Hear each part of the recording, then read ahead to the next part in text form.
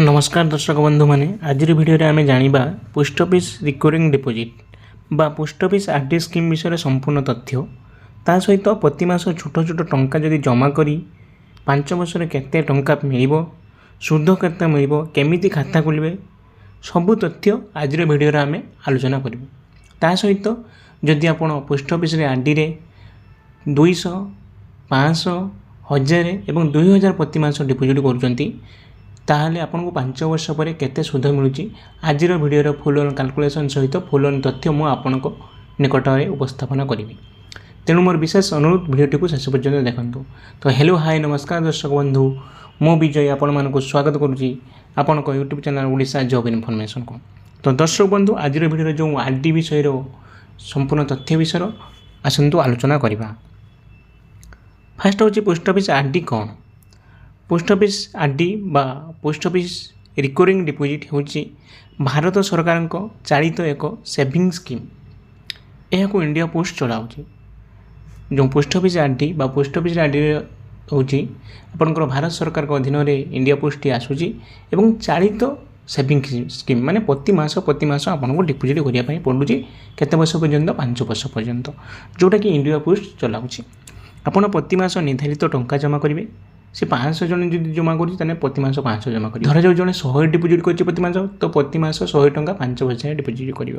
तो 5 वर्ष पर सुध सह मोट राशि पाइब। मुख्य विशेषता जब कौन देखा अवधि हूँ 5 वर्ष सुध हार हूँ प्राय 6.7% है सुध हार हूँ 6.7% जेटा हूँ पोस्ट ऑफिस अच्छी किंतु अलग आड़े भेरी कर जो बैंक रे भी आरडी चाहिए खोली पारे जार सुध हार प्राय 6 ରୁ 7% रही है। सरकार द्वारा यहाँ परिवर्तनशील अटे या परिवर्तन हुए किंतु एबे जोटा अच्छी पोस्ट ऑफिस 6.7% कंपाउंड इंटरेस्ट। न्यूनतम जमा माने सर्वनिम्न डिपोजिट हूँ 100 टंकार आरंभ हो अधिकतम सीमा कौन लिमिट ना आपड़ चाहिए 100 टंकार आरंभ कर लक्ष टंका पर्यंत प्रति मास डिपोजिट कर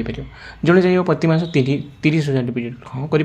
किंतु 5 वर्ष जाए करने पड़ो। जड़े चाहिए प्रति मास 200 टंका डिपोजिट कर हाँ कर किंतु 5 वर्ष पर्यंत डिपोजिट कर जार जमी फाइनेंशियल कंडीशन से सेमती सेविंग्स कर। सरकार गारंटी स्कीम ए नो फ्रॉड कौन फ्रॉड नहीं 100% सिक्योर एंड सेफ इन्वेस्टमेंट अटे।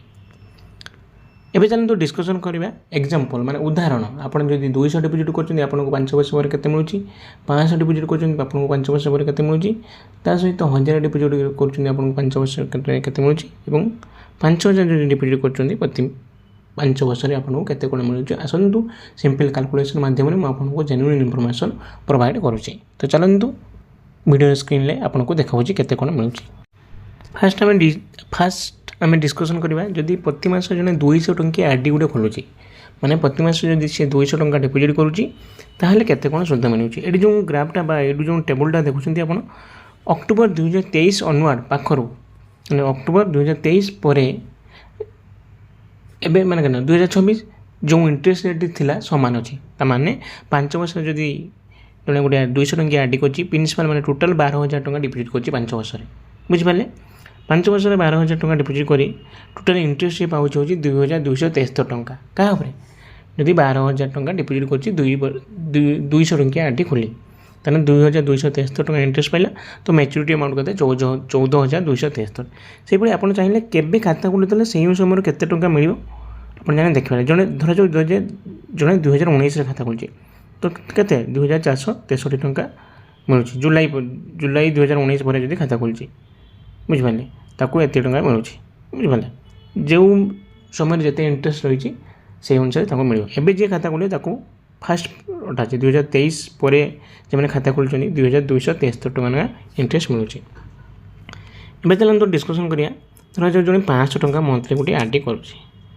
500 टंका आरडी कले 5 वर्ष से केते डिपोजिट कर 5 वर्ष टोटाल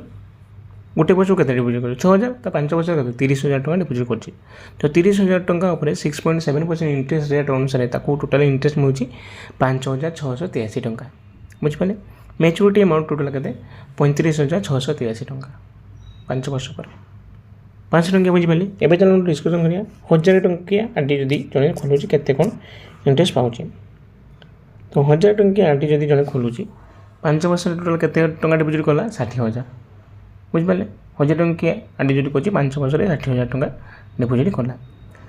तो 60,000 टंका उपरे टोटाल इंटरेस्ट केते मिलिबो ताकू 11,366 टंका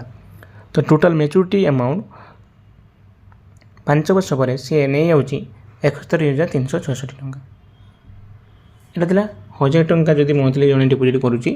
बा आर डी अकाउंट खोलुची ताकू केते कोन मिलुची एबे चलନ୍ତୁ डिस्कशन करिबा धर जाऊ जने 2000 टंकी आर डी जने खोलुची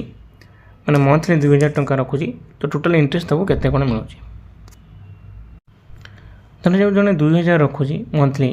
तो 5 वर्ष से केते रखुची 1,20,000 टंका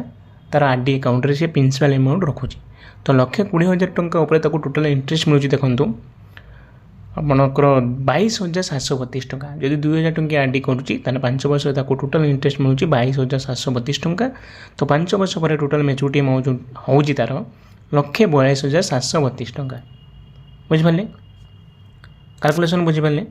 100 टंका 200 टंका 500 टंका 1000 टंका 2,000 टंका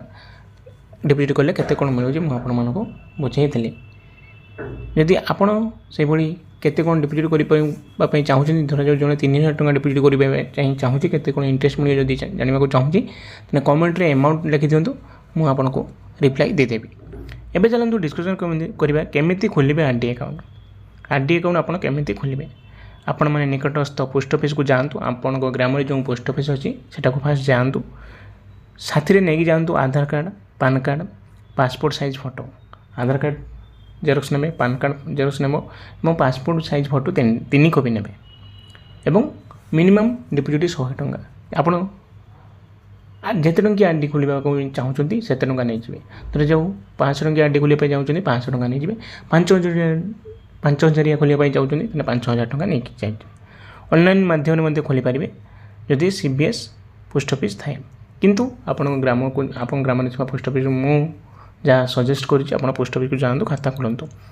तो अन्य सुविधा ए कौन मिल 5 वर्ष पर लोन सुविधा अच्छी प्रीमेच्योर क्लोजर सुविधा अच्छी किंतु नियम अनुसार केते कौन मिल इंटरेस्ट केते कौन मिल सेटा नियम अनुसार पोस्ट ऑफिस जो ब्रांच पोस्ट मास्टर थे बुझी आप करेंगे आप जॉइंट अकाउंट खोली पारे जॉइंट अकाउंट माने स्वामी स्त्री चाहिए मिसिंग मध्य जॉइंट अकाउंट खोली पारे ता सहित आप माइनर नाम खोली पारे माने जार 18 वर्ष होनी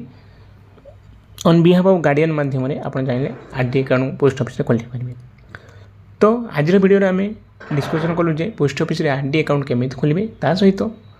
केते कौन डिपोजिट कर माने 200 500 1000 और 2,000 डिपोजिट कले आपको केते इंटरेस्ट मिलूँ आज वीडियो ये आर डी विषय फुल ऑन डिस्कसन आम कलु मु भावुँ आप भल भाव बुझीपारे जदि किसी मन में डाउट होता है कमेंट बॉक्स में कमेंट करूँ और आपको अमाउंट जनातु मुझे आपको इंटरेस्ट कहीदेवी तो आज वीडियो को ये एंड करूँ पुणी देखा नेक्स्ट वीडियो जय जगन्नाथ रोची थैंक यू धन्यवाद।